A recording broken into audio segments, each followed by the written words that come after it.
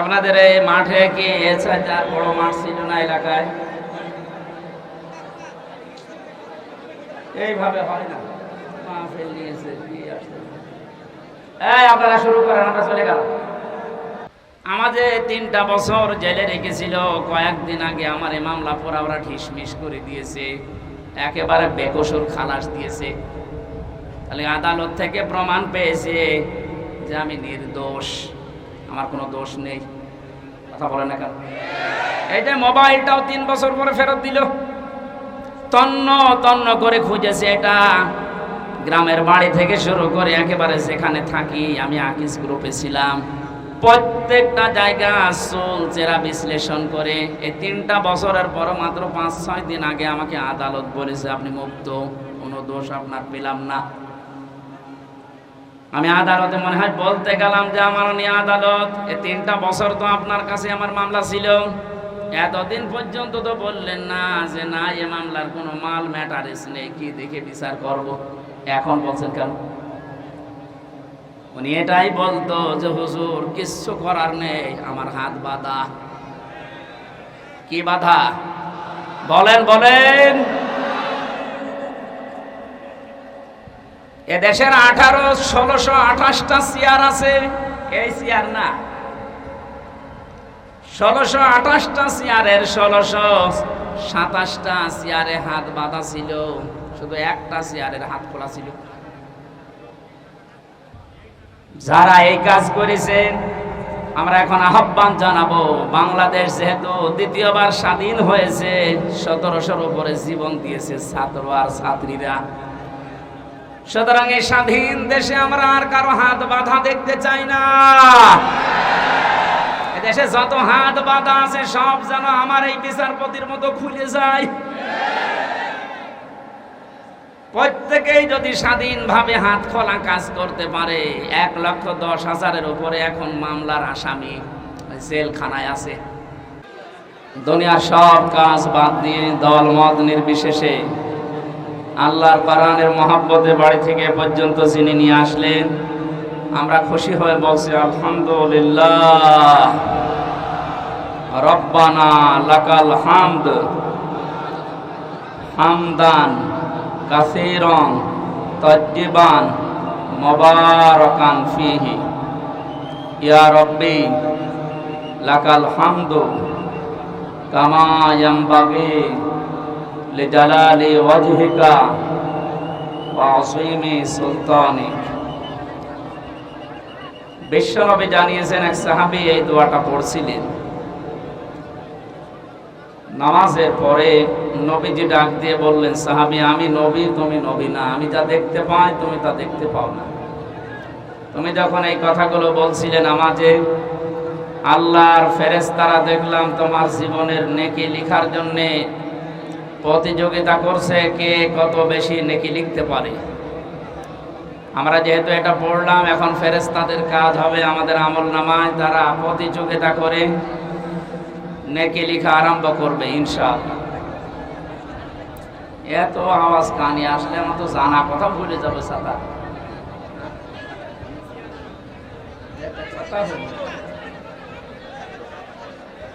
এমনি 3 বছর জেলে থেকে কত কিছু ভুলে গেছি, আবার যতটুকু আছে এর আওয়াজ সব ভুলে যাচ্ছে।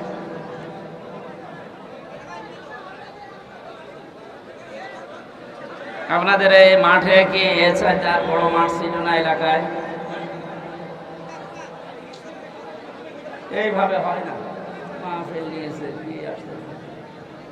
আপনারা শুরু করেন, আমরা চলে গেল।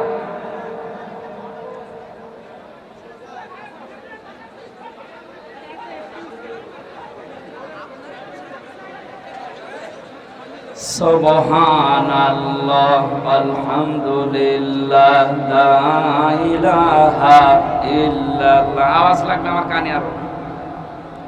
সুবহানাল্লাহ আলহামদুলিল্লাহ লা ইলাহা ইল্লাল্লাহ লা ইলাহা ইল্লাল্লাহ মুহাম্মাদুর রাসূলুল্লাহ। আর একবার দরুদ শরীফ পড়বো, এর ভেতরে যদি আমার কানে আওয়াজ আসে আমি মোনাজাত করে বাড়ি চলে যাব। আল্লাহুম্মা সাল্লি আলা সাইয়্যিদিনা মাওলানা মুহাম্মদ ওয়া আলি সাইয়্যিদিনা মাওলানা। এটা রেকর্ড হচ্ছে, দেখেছেন কতগুলো কিরমান কাতিবিন, কালকে ছড়িয়ে দেবে এই দৃশ্য। ওখানে লেখা আছে না, দেখেন তো, যশোর চৌগাছা, সারা বাংলাদেশের 560টার উপরে থানা, এখন সব জায়গায় কালকে ছড়াবে। আপনাদের এই দৃশ্য দেখে ওরা জানাবেন যে এই যশোরের মানুষ এমনি একটা ঝামেলায় আছে, আপনাদের জেলা কি যেন আছে চাকলা দাঁড়ানো তারে নিয়ে। সে যাই হোক, নারায়ণগঞ্জে গেলে এক আল্লাহর ওলি আছে 72 রাকাত তাহাজ্জুদ নামাজ পড়তো, ওরা নিয়ে এক যন্ত্রণা আছে ওই জেলার লোক। আর যশোরে আছে আল্লাহর ওলি, এ তো আর তাহাজ্জুদ পড়ে না, অন্য জায়গায় যায়। তো এর নিয়ে এমনি আপনাদের এক বদনাম আছে। এরপরে যদি কোরআনের অনুষ্ঠানে এই করেন তা আপনাদের তো বদনাম ছড়াবে কালকে। সুনামের জন্যে কোরআনের এই আয়োজন করে যদি বদনাম হয়ে যায়, আমার মনে হয় এটা না দিয়ে অন্য কিছু করার দরকার ছিল। নিজেদের দায়িত্ব নিয়ে চুপ করেন, ভাই বদনাম হয়ে যাচ্ছে, চুপ করেন। এখন না আমার বিভাগ তো এই জন্য একটু ঝামেলা বেশি।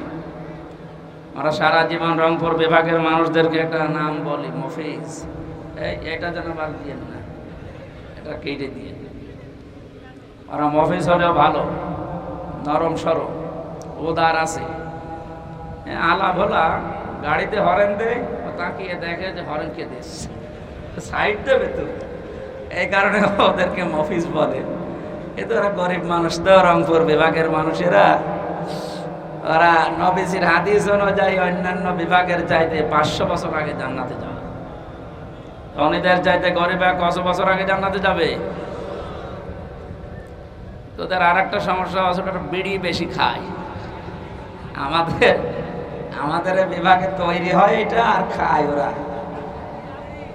আমি যেখানে ছিলাম আকিস গ্রুপে, স্যারকে বলেছিলাম যে এইটা বাদ দিন, যদিও এটা দিয়ে আপনাদের শুরুতে এটা বাদ দিয়ে অন্তত কোনো খাবার বানান। ওনারা এটা আমেরিকার কাছে বিক্রি করে দিয়েছে কত হাজার কোটি টাকায় যেন, ওটা দিয়ে এখন খাবার বানায়। 65 রকমের খাবার আকিস গ্রুপ এখন বাংলাদেশ সহ বিশ্বে সাপ্লাই দিচ্ছে। অনেক একটা আফসোস করে বলেছিল যে জাতির লোকেরা, আকিস মিয়া, যে যতদিন পর্যন্ত আমি বিড়ি বানালাম ততদিন কেউ আমার ফতোয়া দিল না। যখন আমি মানুষের রোগ প্রতিরোধের জন্য, রোগ পরিষ্কার করার জন্য, রোগ ভালো হওয়ার জন্য একটা হাসপাতাল বানালাম, তখন যত রকমের ফতোয়া আমার পেছনে মানুষ দিতে আরম্ভ করেছে। যাই হোক, যে রকমের বদনাম ওই সমস্ত বিভাগের আছে, ওগুলো যেন আবার খুলনা বিভাগের গায়ে না লাগে। আপনারা নিজেরা দায়িত্ব নিয়ে না কথা বলেন না ভাইরা, আপনি যাই করেন দরকার এই মাহফিলের পরে আপনারা আমি 10 মিনিট সময় দেবো, মারামারি করবেন, কারণ ক্যামেরা তো থাকবে না, আমরা একটু দেখবো কেমন পারে, কিন্তু কথা বলবেন না, কথা বলবেন না। পেছনে যারা দাঁড়িয়ে আছেন বসেন। আমরা কোরআনে প্রবেশ করছি, আর কোরআন কিভাবে মানুষের কাছে বলতে হয় এটা ধারণা আল্লাহ দিয়েছেন। আমার মন মতো বললে হবে? এটা কি মমতাজের কনসার্ট নাকি? যা আছে সব দুলিয়ে দিলাম। কোরআনে কারীম জানাচ্ছে যে এইভাবে মানুষকে শোনাও, কিতাবুন উনজিলা ইলাইকা ফালা ইয়াকুম ফি সাদরিকা হারাজুম মিনহু লিতুনযিরা বিহি ওয়া যিকরা লিল মুমিনিন। বলেন আল্লাহু আকবার। সূরা আরাফের 2 নম্বর আয়াতে আল্লাহ বলেন, হে নবী, এই যে একটা কিতাব, এটা আপনাকে আমি দিয়েছি, এটা শুধু জমা খাবেন আর টাকের উপরে রেখে দেবেন। এই এদিকে তাকা। কোরআনকে আল্লাহ এই জন্য আমাদেরকে দিয়েছেন যে শুধু জমা খাবেন আর মাথার উপরে রেখে দেবেন। জবাব দেন। এটা ক্লাস চলছে, ছাত্রের মতো বলবেন, এই জন্য দিয়েছেন। আল্লাহ পাক বলেন হারাজম মিনহু লিতুনযিরা বিহি, এ কোরআন প্রচার করবেন, মানুষের কাছে সতর্ক করবেন এইটা দিয়ে। কিন্তু একটা বিষয়, এই যে সদরিকা আছে, এ কোরআন প্রচার করতে গিয়ে, তাফসীর করতে গিয়ে আপনার মনের ভেতরে যেন কোনো সংকীর্ণতা কাজ না করে, দ্বিধা দ্বন্দ্ব ভয় ভীতি এগুলো আপনার কাছে যেন না আসে। কারণ কোরআন প্রচার করতে গেলে এরকম কিছু আসবে, এটা আমি আল্লাহ জানি। হারাজন শব্দের ব্যাখ্যা পেয়েছি তাফসীরে আমি দুইটা। এক নাম্বার, হে নবী, আপনি যখন কোরআন প্রচারে যাবেন, তাফসীর করে শোনাবেন, দেখবেন অনেক মানুষ এমন সামনে বসা আছে, তারা কোরআনের বক্তব্য না বোঝার কারণে মন খারাপ করবে। এ ধরনের মানুষ দেশে নেই। আল্লাহ যেটা বোঝাতে চাই, হয়তো ওর মেধা ওই রকম নেই, ওর মাথায় ওই রকম ব্রেন নেই, ও না বুঝে আন্দাজে এক ধারণা করে হয় মন খারাপ করে না চলে যায়।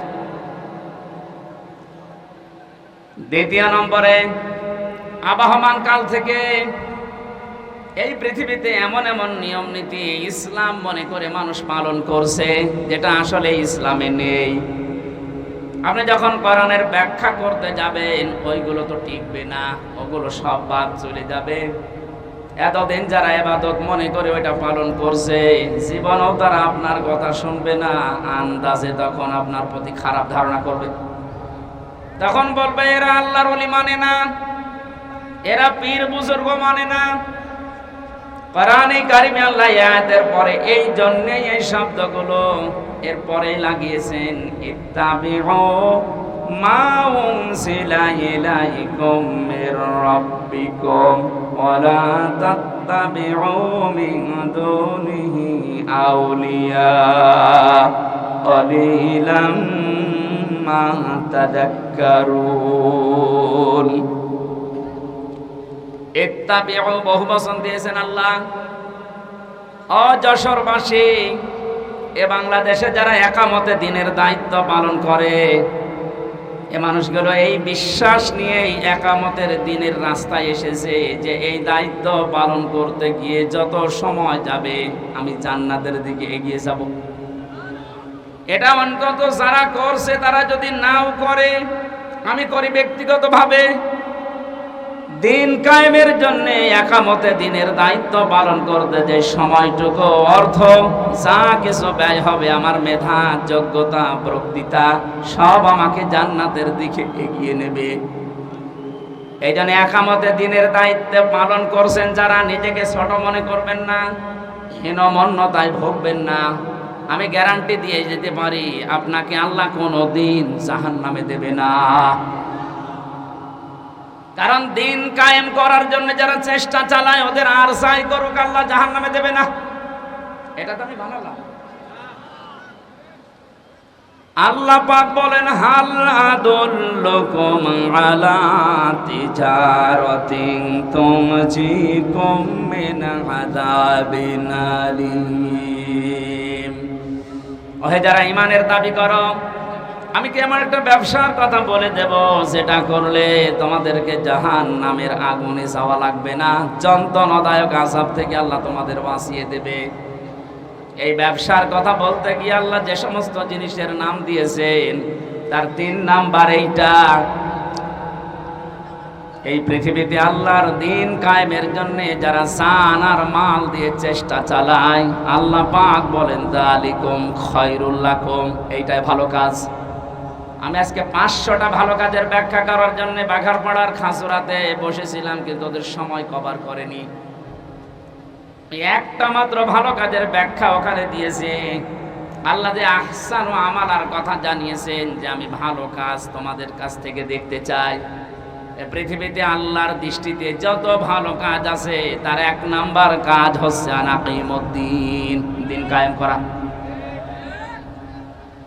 কোরআন এরকম 500টা আছে। এটা আমাকে জেলখানার ভেতরে বাংলাদেশের জীবন্ত শহীদ এটিএম আজহারুল ইসলাম, ওনার কাছে অনেকগুলো বই দেখেছিলাম, ফাঁসির কন্ডেম ছেলে। মাঝে মাঝে আমার কাছে পাঠিয়ে বলতো যে হামজাকে দেবে। এগুলো যেন পড়াশোনা করে বাইরে মানুষদেরকে ডেলিভারি দিতে পারে। আল্লাহর ওই বান্দাকে আল্লাহ যেন দ্রুত আমাদের ভেতরে ফিরিয়ে দেন, বলেন আমিন। একটা জীবন্ত শহীদ লোকটা। যে সমস্ত মিথ্যা অপবাদগুলো দিয়ে ইসলামী আন্দোলনের একামতে দিনের দায়িত্বশীল মানুষগুলোকে দুনিয়া থেকে বিদায় করে দিয়েছে, পৃথিবী এখন প্রমাণ পাচ্ছে, দেখতে পাচ্ছে এগুলো পুরাটাই প্রতিহিংসার ফসল। এটাও তো বানালাম নাকি? শহীদ মীর কাশেম আলী, শহীদ আব্দুল কাদের মোল্লা রহমতুল্লাহ আলাইহে, গত কয়েকদিন আমি গিয়েছিলাম ফরিদপুরের মোল্লা সাহেবের কবরে। আমি ছোট থেকে বড় পর্যন্ত যতগুলো মানুষের সাথে গ্রামে মিশেছি, প্রত্যেকটা মানুষ বলছে না, যাকে ফাঁসি দেওয়া হয়েছে এটা ওই কসাই কাদের না, ইনি আব্দুল কাদের মোল্লা। গোলাম মাওলা রনি সাহেব ওনার সাথে জেলে ছিলেন। রনি সাহেব এসে পৃথিবীর মানুষকে জানিয়েছে, মোল্লা ভাই আমাকে জানিয়েছে, রনি বাইরে যদি যেতে পারো, আমি তো আর যেতে পারলাম না, পৃথিবীর মানুষকে জানিয়ে দিও আমি কিন্তু কসাই কাদের না, আমি আব্দুল কাদের মোল্লা। যে অভিযোগে আমাকে অভিযুক্ত করে দুনিয়া থেকে ওরা বিদায় দিচ্ছে, আল্লাহর কসম আমি এই দোষে দোষী না। উনি কেন বলবে, আমি নিজেও তো বলছি। আমাদের 3টা বছর জেলে রেখেছিল, কয়েকদিন আগে আমার এই মামলা পুরা ওরা ঠিসমিস করে দিয়েছে, একেবারে বেকসুর খালাস দিয়েছে। তাহলে আদালত থেকে প্রমাণ পেয়েছে যে আমি নির্দোষ, আমার কোনো দোষ নেই। কথা বলে না কেন?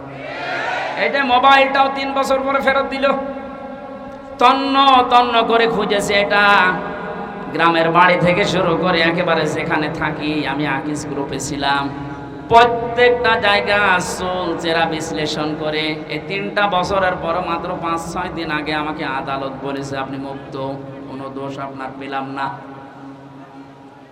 আমি আদালতে মনে হয় বলতে গেলাম যে আমার নিয়ে আদালত, এই 3টা বছর তো আপনার কাছে আমার মামলা ছিল, এতদিন পর্যন্ত তো বললেন না যে না এ মামলার কোনো মাল ম্যাটারেস নেই, কি দেখে বিচার করব, এখন বলছেন কেন? উনি এটাই বলতো যে হুজুর কিচ্ছু করার নেই, আমার হাত বাঁধা। কি বাধা বলেন বলেন? এদেশের 1628টা চেয়ার আছে, এই চেয়ার না, 1628টা চেয়ারের 1627টা চেয়ারে হাত বাঁধা ছিল, শুধু একটা চেয়ারের হাত খোলা ছিল। যারা এই কাজ করেছেন আমরা এখন আহ্বান জানাবো, বাংলাদেশ যেহেতু দ্বিতীয়বার স্বাধীন হয়েছে, 1700-র উপরে জীবন দিয়েছে ছাত্র আর ছাত্রীরা, সুতরাং এই স্বাধীন দেশে আমরা আর কারো হাত বাঁধা দেখতে চাই না। দেশে যত হাত বাঁধা আছে সব যেন আমার এই বিচারপতির মতো খুলে যায়। প্রত্যেকেই যদি স্বাধীনভাবে হাত খোলা কাজ করতে পারে, 1,10,000-এর উপরে এখন মামলার আসামি জেলখানায় আছে। আমার মনে হয় কমপক্ষে 80,000 মানুষ এমনিতে বের হয়ে যাবে যদি হাত খোলা বিচারপতি পাওয়া যায়।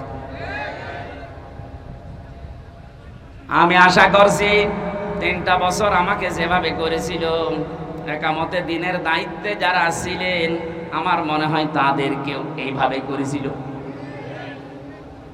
জালেমদের হাতে ক্ষমতা, চেয়ার, আইন আর কানুন বানানোর ক্ষমতা থাকার কারণ ওরা মন মতো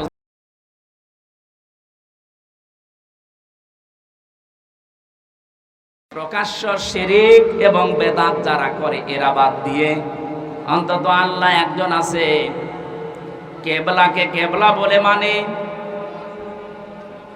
এইরকম কিছু নিয়ম নীতিতে যারা কাউকে শরীক করে না, কাউকে বিশ্বাস করে না, আল্লাহ বাদে, এ মানুষগুলো দেখলাম আজকে সব এক হওয়ার জন্য ঐক্যবদ্ধ হচ্ছে। জালেমরা তো পালিয়েছে, মুনাফিক যারা এদের গায়ে অনেকের এখন আগুন লেগে গেছে, কারণ এরা চিন্তা করছে এভাবে যদি সব এক হয়ে যায় আমরা 5 তারিখের পর থেকে যেভাবে শুরু করেছিলাম এই কাজও বন্ধ হয়ে যাবে। ওরা বুঝে ফেলেছে। এখানে আশা করছি যেভাবে এগিয়ে যাচ্ছে সবাই মিলে অনুসরণ করার জন্য ধর্ম বিষয়ক উপদেষ্টা যিনি আছে ডক্টর আফামা খালিদ হোসেন, আল্লাহ তার হায়াতে তাজ্জেবা সিহাতে কল্লিয়া বাড়িয়ে দেন, বলেন আমিন। লোকটার চেষ্টা এবং ইখলাস যা দেখতে পাচ্ছি, আশা করছি ইসলামের সূর্যের সামনে আমরা এদেশে দেখতে পাবো ইনশাআল্লাহ। এই জন্য যারা আছি আমরা ছোটখাটো বিষয় নিয়ে মত পার্থক্য বাদ দেওয়া লাগবে। একটা হোস্টেলে 100 জন খাবার খায়, সকালের নাস্তা কলার পাউরুটি। 20 জন হোস্টেল ম্যানেজারকে আহ্বান জানিয়েছে যে স্যার এটা যেন ঠিক থাকে। 80 জন বলছে না এটা আমরা আর খাবো না, নতুন মেনু আমাদেরকে দেন। কিছু কিছু ছেলেরা বলছে আমাদেরকে খিচুড়ি দেওয়া লাগবে সকালে, কেউ কেউ বলছে আমাদেরকে চিড়া দেওয়া লাগবে, কেউ কেউ বলছে আমাদেরকে রোল দেওয়া লাগবে। আর ওই যে 20 জন ওরা বলছে যা আছে ওইটাই আমরা চাই, কলা পাউরুটি। ম্যানেজার বলছে এভাবে হবে না, ভোট দেওয়া লাগবে, আমি তো একবারে পাল্টিয়ে দিতে পারি না। ভোট দেওয়ার পরে দেখা গেল ওই যে আগের যে 20 জন আছে কলা আর পাউরুটি ওটা ঠিকই আছে। চিড়া যারা চেয়েছিল তারা 18 জন হয়েছে, যারা খিচুড়ি চেয়েছে তারা 17 জন, যারা রোল চেয়েছে তারাও 15 জন। এভাবে ভাগ ভাগ করতে করতে 20 পর্যন্ত আর চাইনি, আগে যা ছিল ওইটাই কায়েম হয়ে আছে। কি বসালাম বলেন তো? এদেশে 20 জন মাত্র এখন আগের যে সিস্টেম গুলো ছিল ওইটাই চালু রাখতে চাচ্ছে, কিন্তু আমরা এখন 80 জন পাল্টিয়ে গেছি। এই কথা বলছেন? আমরা এই 80 জন মিলে এখন যদি এই ছোটখাটো বিষয় নিয়ে মত পার্থক্য করি, কিয়ামতের আগে আমরা 20-এর উপরে যেতে পারবো না। এই জন্য সব বাদ দেওয়া লাগবে। কার কয় কলি টপি, কার লম্বা টপি, কার জব্বা, কার সিরা, কে হাত বাঁধে, কে মোনাজাত করে, এগুলো সব বাদ দেন। আল্লাহ একজন আছে, রাসূল আমার নেতা, এই বিশ্বাসে যারা বিশ্বাসী তারা আমরা এখন 80 জন। আরো জোরে। আমরা কোনো বিষয় নিয়ে আর সামনে ঝামেলা যেন না করে। 80 জন যদি ঠিক থাকতে পারি, ভোট যদি 80টা এক জায়গায় পড়ে, ওরা তো 20 জন চালিয়ে আসছে আগে থেকে, কিয়ামত পর্যন্ত ওরা আর বাড়বে না, কারণ আমাদের বরদোয়া লেগে আছে। রাব্বি লা তাদার আলাল আরদি মিনাল কাফিরিনা দাইয়ারা ইন্নাকা ইন তাদারহুম ইউদিল্লু ইবাদাকা ওয়ালা ইয়ালিদু ইল্লা ফাজিরান কাফফারা। বলেন আল্লাহু আকবার। হযরত নূহ দোয়া করেছিলেন, মাবুদ বহু চেষ্টা চালিয়েছি 9.5 বছরে, 900 বছর ধরে, এ মানুষ ভালো হয়নি। তোমার কাছে আমি শেষ পর্যায়ে বরদোয়া দিলাম, এদের আন্ডা বাচ্চা পর্যন্ত জনজমিনে না থাকে, কারণ যেইটা থাকবে ওইটা দিয়ে তোমার বান্দাদেরকে গোমরা বানাবে। আমরা এই 53 বছর কোরআনের পাখি প্রায় 50 বছর চেষ্টা চালিয়েছে, কিন্তু জালেমদের পরিবর্তনের কোনো সুযোগ ওরা গ্রহণ করেনি। কথা বলে না কেন? চেষ্টা তিনি কম চালিয়েছিল। অধ্যাপক মতিউর রহমানও চেষ্টা চালিয়েছে, বহু কায়দায় উনি বুঝিয়েছে আপনাদের। কিন্তু 20 জনের যে অবস্থা, ও সারা জীবন কলা পাউরুটি যাবে, এই কথা বলছে না। 80 জন আমরা পরিবর্তন হয়ে পর্যায়ে এসেছি, আর ওরা সেই 20 জনই আছে, ও কিয়ামতের আগে আর পাল্টাবে না। কেন পাল্টাবে না? খাতামাল্লাহু আলা কুলুবিহিম ওয়া আলা সামিইহিম ওয়া আলা আবসারিহিম গিশাওয়া ওয়া লাহুম আযাবুন আযীম। আল্লাহ পাক বলেন, ওদের অন্তরে আমি মোহর লাগিয়ে দিয়েছি, ওদের কানের উপরে, ওদের চোখের উপরে পর্দা লাগিয়েছি, কঠিন যন্ত্রণাদায়ক আযাব ওদের জন্য রেডি আছে। কারণ এই পৃথিবীতে যারা আল্লাহর কালামকে অপমান করার চেষ্টা চালায় তাদেরকে আল্লাহ হেদায়েত থেকে বঞ্চিত করে দেয়। হযরতে আব্দুল্লাহ বিন মাসউদ রাদিয়াল্লাহু তাআলা আনহু কোরআনে কারিমের সূরা রহমান নাযিল হওয়ার পর বিশ্ব নবীকে জানিয়েছিলেন, হে নবী, আমারে অনুমতি দেন আমি কাবার চত্বরে একটু তেলাওয়াত করি। ওনার কণ্ঠটা খুব সুন্দর ছিল, ডাক দিয়ে বলেন, ঠিক আছে, মন খুলে দিয়ে পড়তে থাকো। সূরা রহমান হচ্ছে কোরআনে কারিমের সবচাইতে সুন্দর সূরা। তিনি তেলাওয়াত আরম্ভ করলেন, আর রহমানু আল্লামাল কুরআন খালাকাল ইনসানা আল্লামাহুল বায়ান। তেলাওয়াত করছিলেন এভাবে, হঠাৎ আবু জেহেল শব্দ শোনার পরে এসে হযরতে আব্দুল্লাহ বিন মাসউদের কানের উপরে দিয়েছিলেন এক থাপ্পড়। কান দিয়ে গল গল করে রক্ত বের হয়ে ওই দিন থেকে তিনি চিরদিনের জন্য কালা হয়ে যান, আর শুনতে পাননি। এই যে বধির হয়ে গিয়েছিলেন কানে, বদরের ময়দানে আল্লাহ পাক কোরআনে কারিমের অপমানের শোধ নিয়েছিলেন। যখন আবু জেহেল ঠান্ডা ফ্রিজের মতো পড়েছিল মাছ আর মুহাব্বিজের বাড়ি খেয়ে, আব্দুল্লাহ বিন মাসউদ ওখানে যাওয়ার পরে দেখলেন ঠান্ডা ফ্রিজ পড়ে আছে। বুকের উপর চড়ে বসলেন, ডাক দিয়ে বলেন, তা আবু জেহেল, তোমাকে আমি সময় দিলাম, এখনো পর্যন্ত মুহাম্মাদুর রাসূলুল্লাহর কালেমাটা মেনে নাও। আমি নবীর কাছে সুপারিশ করব, বিশ্ব নবী তোমারে মাফ করে দেবে। আবু জেহেল ডাক দিয়ে বলে, মাসউদ, আব্দুল্লাহর ছেলে মুহাম্মদ তোমাদেরকে জাদু করেছে, আমার পর্যন্ত আসতে পারে নাই। বলেন নাউজুবিল্লাহ। এখানে এখনো কথা বন্ধ হয়নি। এরা কি ইয়ারকি মারার জন্য এসেছে?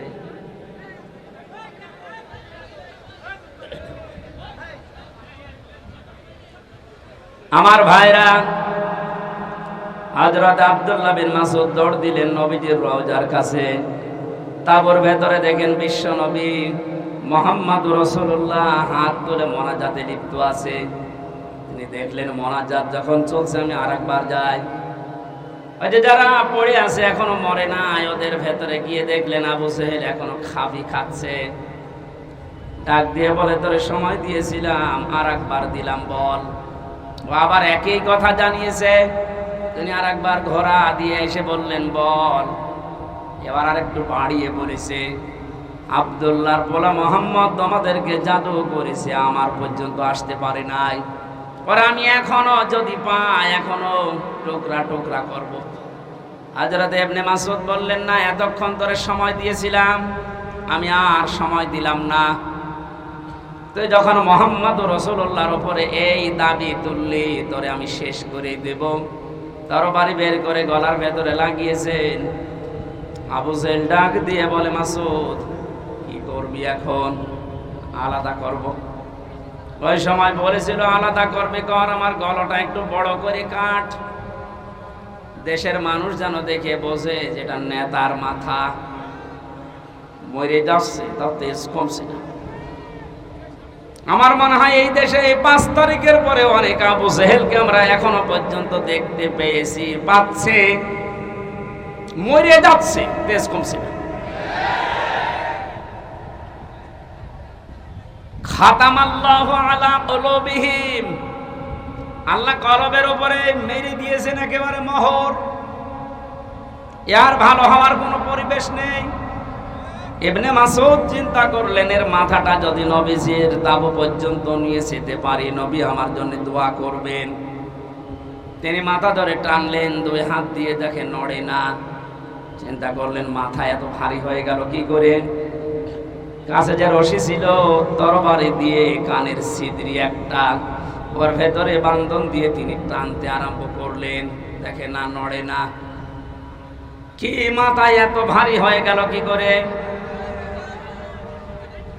2 কান ছিদ্রি করলেন, 2 কানের ভেতরে রশির অগ্রভাগ 2টাই ঢুকিয়ে যখন সুন্দর করে বাঁধন দিয়ে অপর ভাগ ধরে টান দেওয়া আরম্ভ করলেন, এবার মাথা নড়া আরম্ভ হয়েছে।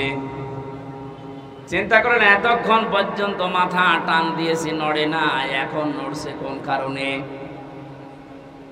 আল্লাহ রাব্বুল আলামিন বোঝাতে চেয়েছে, মাসউদ, আমার কোরআন কাবার সামনে তেলাওয়াত করার কারণে এই লোকটা তোর কানের উপরে থাপ্পড় দিয়ে একটা কান নষ্ট করে দিয়েছিল। আমি আল্লাহ আজকে তোর হাতে ওর 2টা কান নষ্ট করে দিয়ে প্রতিশোধ নিলাম। পরকালে কি করব এটা আমি আল্লাহ জানি। আমি যেটা বোঝাতে চাচ্ছিলাম,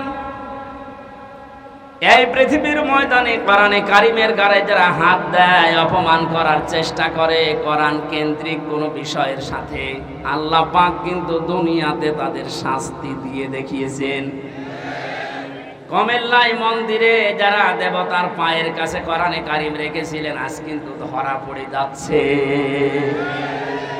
দশ ছাপিয়েছে ইসলামী আন্দোলন যারা করে, একামতের দিন যে এরা করেছে, দুনিয়া উল্টিয়ে যাবে। কখনো একামতের দিনের কোন নেতা কর্মী দেবতার পায়ে কোরআন রাখবে আমি বিশ্বাস করি না। ওরা হেফাজত ইসলামের উপরে চাপাতে চেয়েছিল যে কোরআন এরা মে মাসের 5 তারিখে আগুন লাগিয়েছে, এটা এখন প্রমাণ হচ্ছে আগুন দিয়েছে কে? আপনাদেরকে হেদায়েত থেকে বঞ্চিত করে দিয়েছে আল্লাহ এমনিতেই না, প্রমাণ এইটাই। কারণ কোরআনের উপরে যারাই হাত দেয় তাদের কপাল আল্লাহ নষ্ট করে দেয়। আমার ভাইরা, আমরা সবাই মিলে অনুসরণ করব, কারণ হচ্ছে আমি একা একা অনুসরণ করার কথা আল্লাহ এখানে দেননি, বহু বচন দিয়েছেন। এজন্য সবাইকে নিয়ে অনুসরণ করতে চাচ্ছি। কিন্তু যাদের কপালে কোরআনের কারণে মোহর মারা আছে, এই 20 জন কলা পাউরুটি যারা চেয়েছে ও মরণ পর্যন্ত ওইটা চাইবে। ওরা চাইতে থাক, আমরা তো এখনো 80 কয়জন? 80 বলেন, বলেন আরো জোরে বলেন আর একবার। 80 জন যদি এবার ভুল করেন, 20 কিন্তু আবার আসবে। ভুল করা যাবে? বলেন, একটু মিলিয়ে দেখেন তো কোথায় 80 আর কোথায় 20। এরপরও আমরা পারি না, কারণ আমরা কেউ 18, কেউ 17, কেউ 15, কেউ 14। আর ওরা যেহেতু আবাহমান কাল থেকে আসতেছে ওই 20। আমরা আর এই 17, 18, 19-এ থাকবো না, আমরা এখন 80 হয়ে যাবো ইনশাআল্লাহ। সময় যেহেতু সামনে আসছে, আমরা 80 হব না 20 থাকবো ইনশাআল্লাহ।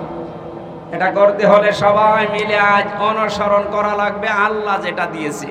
তার নাম কি? বলেন, বলেন।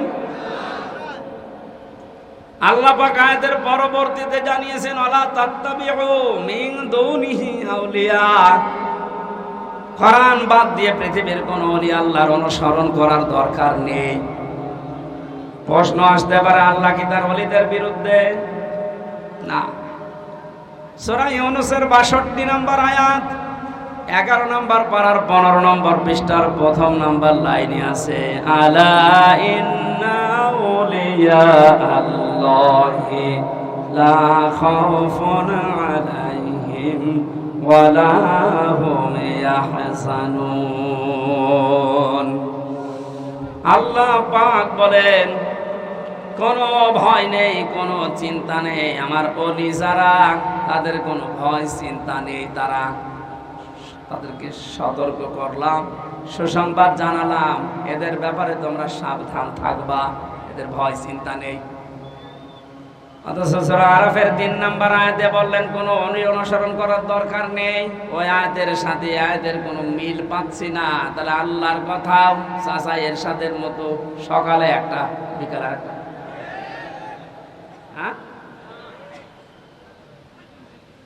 কোরআনে কারিমে আল্লাহ তো জানিয়েছেন, লা মুবাদদিলা লিকালিমাতি, আল্লাহর কালামের কোনো পরিবর্ধন নেই। অথচ ওখানে বললেন ওলিদের কোনো চিন্তা নেই, আর এখানে বলছেন ওলির অনুসরণ করার দরকার নেই। মুফাসসিরিন ইকরাম লিখেছেন আয়াতের ব্যাখ্যা করতে গিয়ে আল্লাহ এই জন্যই ওলি অনুসরণ নিষেধ করেছেন। আল্লাহ খুব ভালোভাবে জানেন, কারণ বর্তমান ভবিষ্যৎ এগুলো সব জানেন কে? আরো জোরে বলেন। সব যেহেতু তার নিজের জ্ঞানে আছে, উনি আগেই জানতেন যে ভবিষ্যতে কিয়ামত পর্যন্ত আমার এমন বান্দা বান্দি দুনিয়ায় আসবে, আর আমি আল্লাহর চাইতে ওদের আব্বাকে বড় মনে করবে। এই জন্য আল্লাহ নিষেধ করেছেন কোনো আব্বার কোনো অনুসরণ করার দরকার নেই। কালিলাম মা তাযাক্কারুন। আল্লাহ আফসোস করছেন যে আমার এই বক্তব্য শোনার পরে আমার কিছু বান্দা বান্দি ফিরে আসবে, অধিকাংশ গুলোই মুখ ফিরিয়ে চলে যাবে। বলেন নাউজুবিল্লাহ। এই জন্য কোরআন উপস্থাপনের যে ধরন আমরা শিখেছি আল্লাহর কাছ থেকে, আপনি হয়তো না বোঝার কারণে মন খারাপ করতে পারেন। 2 নম্বরে আল্লাহ যেটা জানাতে চেয়েছে ওটা আবাহমান কাল থেকে আসতেছে, আল্লাহর বক্তব্যের সাথে মিলছে না। এখন আপনি কি ওই বাপ দাদারটাই মেনে চলবেন না আল্লাহর বর্ণনা করাটা? এখানে আর একটা বিষয়, একটা মাসলা পাওয়া যায়। আজ যারা অন্ধ অনুসরণ করে ইসলামকে, দিনকে মানার চেষ্টা চালাচ্ছেন, এদেশে আছে। এই কারণে বলছি, পৃথিবীতে শুধু মুহাম্মদুর রাসূলুল্লাহ সাল্লাল্লাহু আলাইহি ওয়াসাল্লামকে বাদ দিয়ে কাউকে অন্ধ অনুসরণ করা জায়েজ নেই। কেন জায়েজ নেই? কারণ উসওয়াতুন হাসানা এই শব্দটা শুধুমাত্র মুহাম্মদুর রাসূলুল্লাহকে আল্লাহ দিয়েছেন। পৃথিবীর কাউকে আল্লাহ উসওয়াতুন হাসানা এটার গ্যারান্টি দেয়নি। লাকাদ কানা লাকুম ফি রাসূলিল্লাহি উসওয়াতুন হাসানা।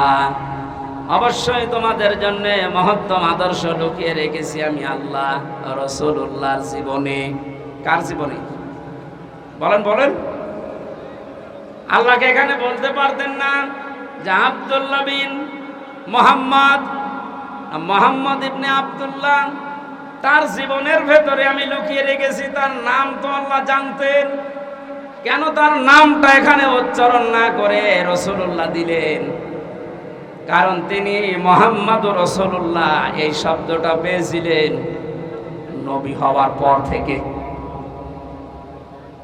40 বছরের আগ পর্যন্ত মানুষ তাকে আরব জাহানে বলতো আব্দুল্লাহ বিন মুহাম্মদ। আর 40 বছরে যখন তিনি কোরআন পেয়েছেন তখন শুধু আব্দুল্লাহ বিন মুহাম্মদ না, হয়ে গেছেন রাসূলুল্লাহ। তাহলে অনুসরণ করা, অনুকরণ করা মুহাম্মদ ইবনে আব্দুল্লাহকে ফরজ না রাসূলুল্লাহকে ফরজ? আশা করছি আমি যেটা বোঝাতে চাচ্ছি আপনি বুঝবেন। এই বাংলাদেশ সহ বিশ্বের বহু জায়গায় আমি গিয়ে দেখেছি তারা আজ এখনো পর্যন্ত এ কথা বলছে আমরা নবীওয়ালা কাজ করি। হ্যাঁ, আপনি আব্দুল্লাহ বিন মোহাম্মদ ইবনে আব্দুল্লাহ, ইনি যতদিন পর্যন্ত নবী হওয়ার আগ পর্যন্ত এ নামে মানুষ তাকে ডাক দিয়েছে, আপনার জীবনে এই কাজগুলো আছে। কারণ তিনি ওই সময় সত্য কথা বলতেন, ভালো কাজের আঞ্জাম দিতেন। কোন মানুষ যদি বিপদে পড়তেন সে গিয়ে এগিয়ে যেতেন।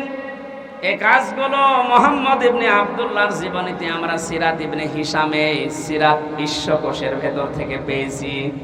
কিন্তু তিনি যখন রাসূলুল্লাহ হয়ে গেছেন তার আপন চাচা আবু লাহাব পর্যন্ত জানের শত্রু হয়ে দাঁড়িয়েছে। এই বাংলাদেশ সহ বিশ্বে আজ যারা বলেন আমরা নবীওয়ালা কাজ করি না, আপনি মুহাম্মদ ইবনে আব্দুল্লাহর কাজ করেন। রাসূলুল্লাহ নবীওয়ালা কাজ যদি কেউ দাবি করে, উনি যেমন রাসূল হওয়ার পর থেকে 63 বছর, এই 23 বছরে 82 বার টার্গেট হয়েছিলেন ইহুদিদের, আপনি অন্তত 82 বার না হলেও 2 বার তো হবেন। আপনাকে ইহুদি খ্রিস্টান মুশরিক সবাই ভালোবাসে, সবাই ভালো বলে, বুঝতে হবে আপনার কাজ এখনো রাসূলুল্লাহর কাজ হয়নি। এটা আমাদের অনুসরণ করা দরকার এখন থেকে। মুহাম্মদ ইবনে আব্দুল্লাহ না রাসূলুল্লাহ? আরো জোরে। আল্লাহ রাব্বুল আলামিন রাসূলুল্লাহকে অনুকরণ করার তৌফিক আমাদেরকে যেন দান করেন, বলেন আমিন। এখানে অনুসরণ করার জন্য 27টা পয়েন্ট আমি পেয়েছি তাফসিরে।